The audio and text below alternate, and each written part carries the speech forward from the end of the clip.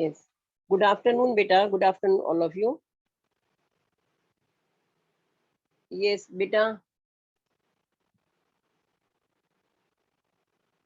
इससे पहले की कक्षा में हमने कैमरे में बंद अपाहिज पाठ का सार और रघुवीर सहाय जी के बारे में जाना। और आज मैं सबसे पहले बच्चों आपसे ही पूछ रही हूँ कि कैमरे में बंद अपाहिज कविता में रघुवीर सहाय जी ने किसका वर्णन किया है? कैमरे में बंद अपाहिज, कैमरे में जो अपाहिज को बंद किया है, इससे आज के मीडिया वालों की, आज के कार्यक्रम संचालकों की मानसिकता के बारे में आपको क्या पता लगता है? कोई बता सकता है मुझे कि इसमें मीडिया वर्ग की या कार्यक्रम संचालक के लोगों की मानसिकता के बारे में रघुवीर सहाय जी ने क्या बताया? ये आंचल। मीडिया वाले अपाहिज से तरह तरह के प्रश्न पूछते हैं जिससे उनकी टीआरपी बढ़ सके। वे अपाहिज को रुलाने तक की कोशिश करते हैं जिनसे। यस, वेरी गुड बेटा। लेकिन उनके किस प्रकार की मानसिकता का पता चलता है? मेंटेलिटी जिसे आप कहते हैं, किस प्रकार की मानसिकता का पता लगता है? ये सादिका।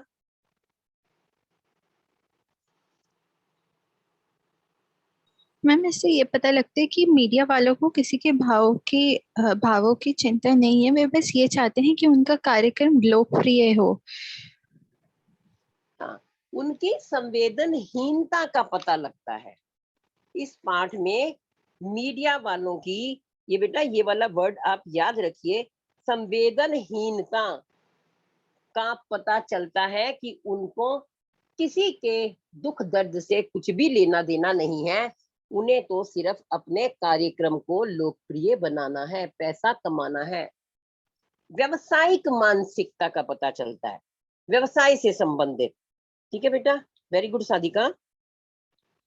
लेकिन आज हम इसी पाठ को आगे पढ़ते हुए इसका प्रथम पद्यांश पहले पढ़ते हैं और फिर उस पद्यांश से संबंधित व्याख्या और प्रश्न करते हैं। ठीक है, पहला पद्यांश है आपका,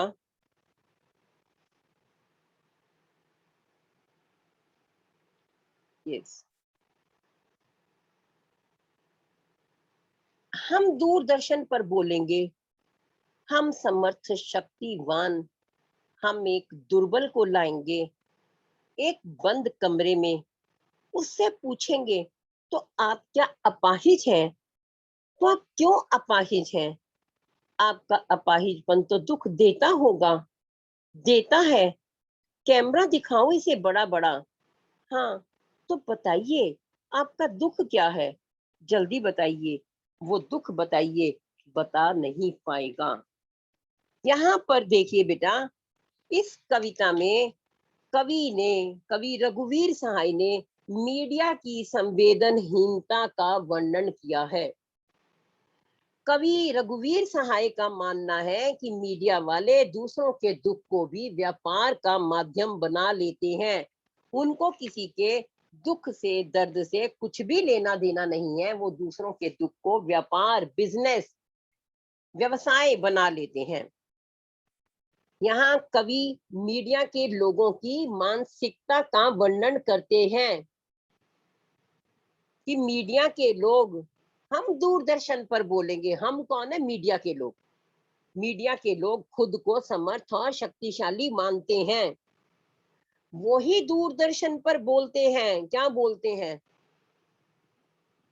देखिए, और बोलते हैं साथ में वो क्या कर रहे हैं? एक बंद कमरे में, स्टूडियो में एक कमजोर व्यक्ति को बुलाएंगे, एक दुर्बल को लाएंगे, एक कमजोर को लाएंगे। दुर्बल मीन्स कमजोर, एक बंद कमरे में, एक स्टूडियो में, और उससे पूछेंगे तो आप क्या अपाहिज हैं? और उससे क्या पूछेंगे, क्या आप अपाहिज हैं? देखो बेटा, हमें ये लाइन पढ़ रहे हैं, ये पंक्ति पढ़ रहे हैं, तो हमारे मन में कैसा आ रहा है कि एक अपाहिज से कैसे पूछेंगे, और यदि है तो क्यों है अपाहिज? अपाहिज, अपंग, विकलांग। फिर देखिए, आपका अपाहिजपन तो दुख देता होगा, फिर उससे क्या पूछेंगे? यदि आप हैं तो आपका ये अपाहिजपन आपको दुख देता होगा बेटा, देता ही होगा, क्यों नहीं देता होगा? और ये पूछने वाली बात है क्या? फिर ये प्रश्न इतने बेतुके, जिनका अपाहिज उत्तर नहीं दे पाएगा। जब वो उत्तर नहीं दे पाएगा, उससे उम्मीद करते हैं उत्तर की, लेकिन वो चुप रहेगा, कुछ भी नहीं बोल पाएगा। अब क्या बोलेगा इतने लोगों के सामने? इस बीच प्रश्न करने वाला कौन है? मीडिया। वो क्या करेगा? कैमरामैन को आदेश देगा, निर्देश देगा कि इसको, अपाहिज को कैमरा दिखाओ, इसे बड़ा बड़ा। उसको कहेगा कि इसको कैमरा बड़ा बड़ा, स्क्रीन पर बड़ा बड़ा अपाहिज को दिखाओ। और फिर उससे प्रश्न पूछा जाएगा कि आपको दुख क्या है, आपको दर्द क्या है, कष्ट क्या है। वो नहीं बता पाएगा, फिर उसको जबरदस्ती कहा जाएगा कि जल्दी बताइए, जल्दी बताइए। अपाहिज इन प्रश्नों का उत्तर नहीं दे पाएगा, क्योंकि ये प्रश्न उसका मजाक उड़ा रहे हैं। आप खुद सोचिए, अगर कोई ऐसे प्रश्न एक अपाहिज से करेगा तो उसका मजाक नहीं तो और क्या होगा? उसका मजाक उड़ा रहे हैं ये वो कुछ भी उत्तर नहीं दे पाएगा। यहाँ पर इस पद्यांश में, इन पंक्तियों में मीडिया की मानसिकता पर करारा व्यंग किया गया है, उनका मजाक किया गया है कि मीडिया की मानसिकता कैसी है। और इन पंक्तियों में एक प्रकार से नाटकीयता है, नाटक है। अगर आपके सामने ये सब कुछ बोला जाए तो नाटक तो लगता है आपको? भाषा सरल सहज है, अलंकारों के प्रयोग से काव्य में सौंदर्य आ गया है। अब इसके अर्थ ग्रहण संबंधी हम प्रश्न देखते हैं। और बच्चे, आप लोगों ने ये पढ़ा है, आप इसके मुझे उत्तर देंगे। हम दूरदर्शन पर बोलेंगे, हम दूरदर्शन पर बोलेंगे, इस पंक्ति में आए हम शब्द से क्या तात्पर्य? हम शब्द किसके लिए प्रयुक्त हुआ है? ये गर्व। मैम, इस पंक्ति में आए हम शब्द का प्रयोग हमारे समाज की मीडिया के लिए हुआ है। समाज के ताकतवर मीडिया के लिए प्रयोग हुआ है। हम बोलेगा, हम जो है वो शक्तिशाली, समर्थ कौन है? मीडिया। और किसका साक्षात्कार लेंगे? एक कमजोर का। साक्षात्कार means interview. Very good girl. Next प्रश्न है, यस प्रिंसी, आप बोलेंगे नेक्स्ट प्रश्न का उत्तर। प्रश्न पूछने वाला अपने उद्देश्य में कितना सफल हो पाता है और क्यों? प्रश्न पूछने वाला अपने उद्देश्य में कितना सफल हो पाता है और क्यों? यस प्रिंसी। आंचल।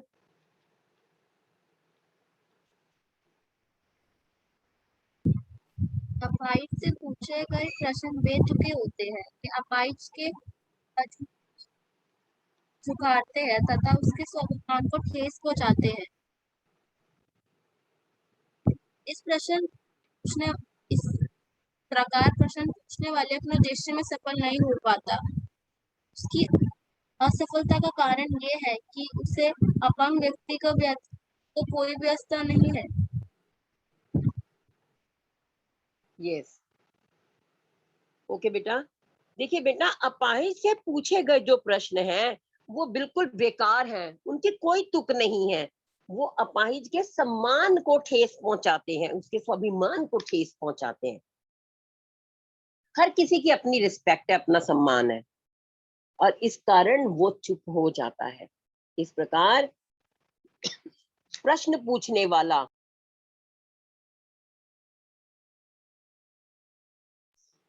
इस प्रकार जो प्रश्न पूछने वाला अपने उद्देश्य में सफल नहीं हो पाता, और उसकी असफलता का भी यही कारण है कि उसे अपंग अपाहिज के दुख से कुछ भी लेना देना नहीं है। वो तो अपने कार्यक्रम की प्रसिद्धि बढ़ाना चाहता है, उसको फेमस करना चाहता है, प्रसिद्ध करना चाहता है, लोकप्रियता बढ़ाना चाहता है। नेक्स्ट है, प्रश्नकर्ता कैमरे वाले को क्या निर्देश देता है और क्यों? प्रश्नकर्ता कैमरे वाले को अपंग की तस्वीर बड़ी करके दिखाने के लिए कहता है, और इसलिए कि जो जनता है, जो दर्शक देख रहे हैं, उनकी सहानुभूति उस व्यक्ति के साथ हो जाए और उसका कार्यक्रम लोकप्रिय हो जाए। मेन उद्देश्य ही ये है कार्यक्रम को लोकप्रिय करने का, और कोई उद्देश्य नहीं, अपना पैसा कमाना ही उद्देश्य है। दूसरे के दुख दर्द से मीडिया वालों को कुछ भी लेना देना नहीं है। ओके बेटा, नेक्स्ट पद्यांश देखते हैं।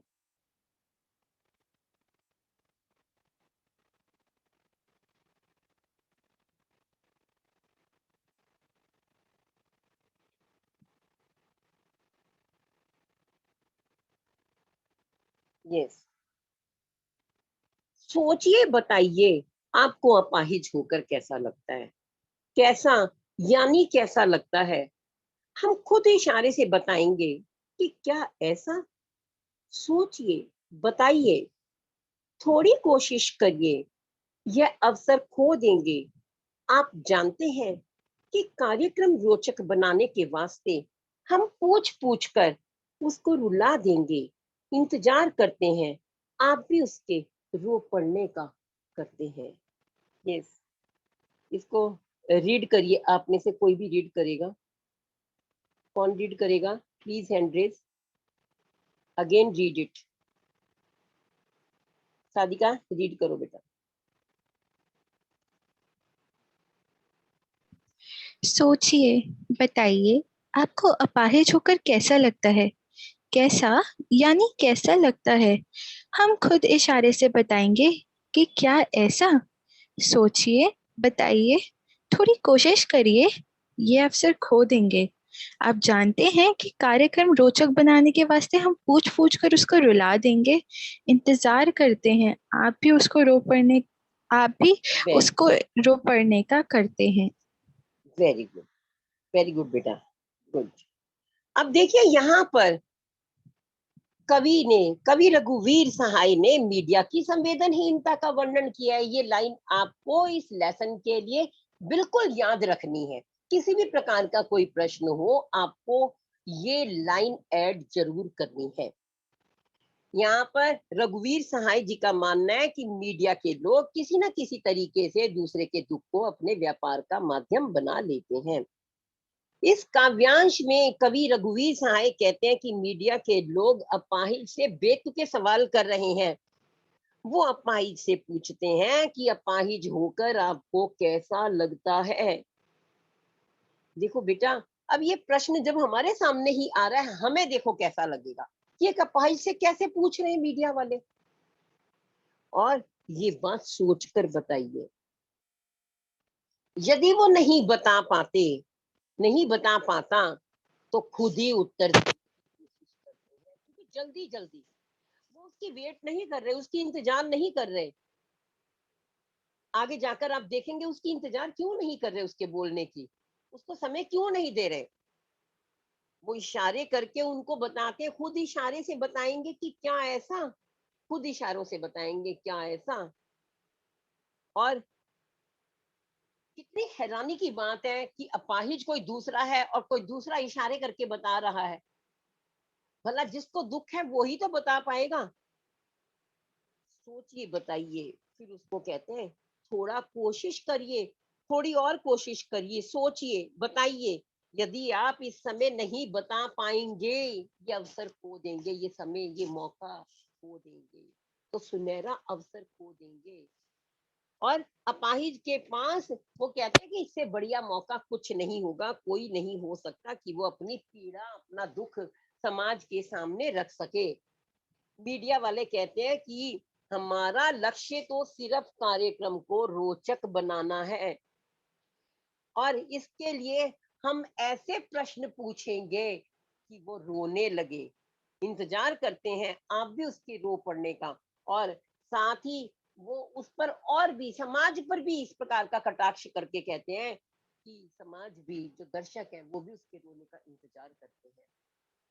वो ये प्रश्न दर्शकों से नहीं पूछेगा।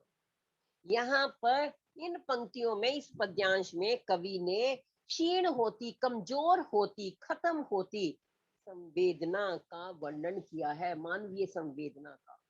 आज कोई भी किसी के दुख दर्द को देखकर पिघलता नहीं है। दुख दर्द को देखकर किसी को भी दुख नहीं होता।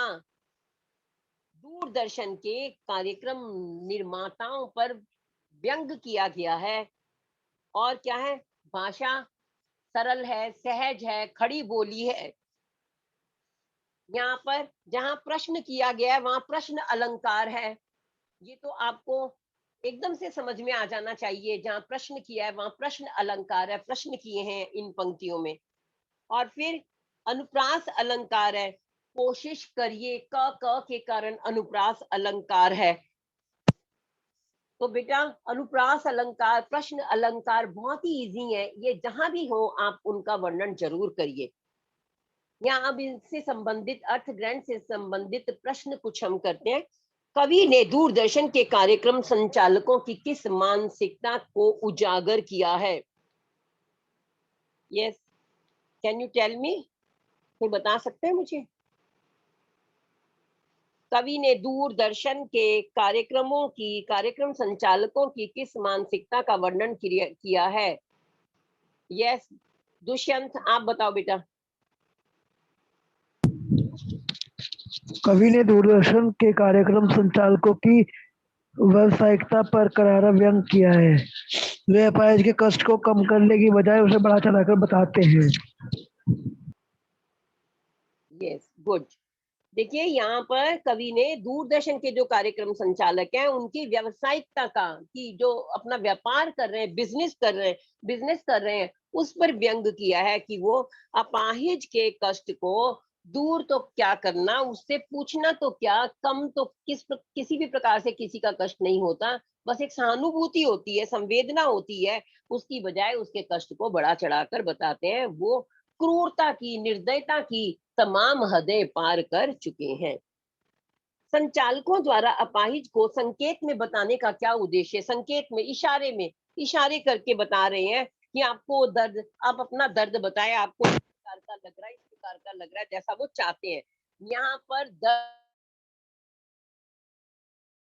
कोई और कर रहा है, किसी भी तरीके से उनको अपना कार्यक्रम रोचक बनाना है, और यही उनका एक मुख्य उद्देश्य है।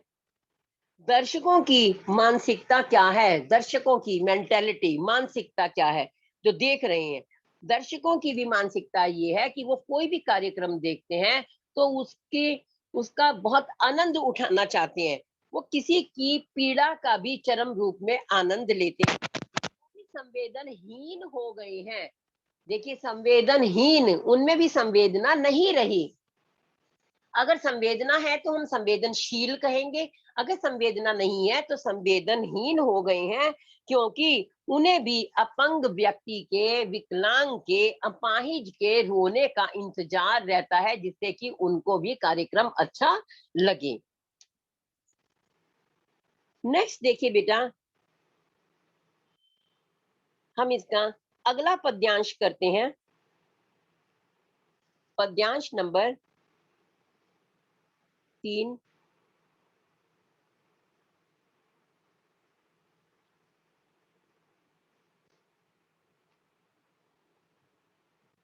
यस, फिर हम पर्दे पर दिखलाएंगे फूली हुई आंख की एक बड़ी तस्वीर, बहुत बड़ी तस्वीर, और उसके होठों पर एक कसम साहट भी।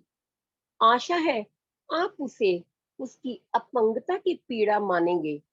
एक और कोशिश, दर्शक धीरज रखिए, देखिए हम दोनों को एक सांस रुलाने हैं, आप और वह। कैमरा बस करो, नहीं हुआ, रहने दो, पर्दे पर वक्त की कीमत है, अब मुस्कुराएंगे हम, आप देख रहे थे, सामाजिक उद्देश्य से युक्त कार्यक्रम, बस थोड़ी सी कसर रह गई। धन्यवाद। यहाँ देखिए, इन पंक्तियों में आपके सामने एक शब्द है कसमुसाहट। कसमुसाहट मीन्स बेचैनी। जब अपंग व्यक्ति से प्रश्न पूछे जाएंगे और वो उत्तर नहीं दे पाएगा, उसके फेस पर, उसके चेहरे पर, होंठों पर एक प्रकार की बेचैनी होगी। यहाँ देखिए, इस कविता में, इस पद्यांश में, इन पंक्तियों में कवि रघुवीर सहाय ने मीडिया की संवेदनहीनता का वर्णन किया है। उन्होंने यह बताने का प्रयत्न किया है कि मीडिया के लोग किस प्रकार से दूसरों के दुख को भी व्यापार का माध्यम बनाते हैं। कवि कहते हैं कि दूरदर्शन वाले अपाहिज का मानसिक शोषण कर रहे हैं। मानसिक शोषण मीन्स मेंटली टॉर्चर। एक फिजिकली टॉर्चर शारीरिक रूप से, और एक मेंटली टॉर्चर मानसिक रूप से उसको सता रहे हैं, शोषण कर रहे हैं। वो उसकी फूली हुई आंख की एक बड़ी तस्वीर को बड़ा करके अब पर्दे पर दिखाएंगे। अभी इससे पहले पद्यांश में हमने पढ़ा कि कैमरामैन को निर्देश दिया जाता है बड़ी उसकी तस्वीर बड़ी करके दिखाने का। वो उसके होंठों पर होने वाली बेचैनी और कुछ ना बोल पाने की तड़प को भी दिखाएंगे कि ये बोल नहीं पा रहा है, उस तड़प को भी दिखाएंगे। और क्या दिखाएंगे? ऐसा करके वो दर्शकों को उसका दुख बताने की कोशिश करेंगे। वो क्या कोशिश करते हैं? ये कोशिश करते हैं कि वो रोने लगे किसी तरीके से। एक और कोशिश, दर्शक धीरज रखिए, धैर्य रखो, दर्शकों को भी कहा जाता है। देखिए, हम दोनों को एक साथ रुलाने हैं और दर्शकों को भी धीरज धारण करने के लिए कहते हैं। वो दर्शकों को और अपाहिज को दोनों को एक साथ रुलाना चाहते हैं। तभी वो क्या निर्देश देते हैं कि अब कैमरा बंद कर दो। आप और वह दोनों को रुलाने की कोशिश करते हैं। कैमरा बस करो, बंद कर दो, नहीं हुआ तो रहने दो। और क्या कहते हैं कि अपाहिज अपना दर्द अगर नहीं बता पाया तो कोई बात नहीं, छोड़ो।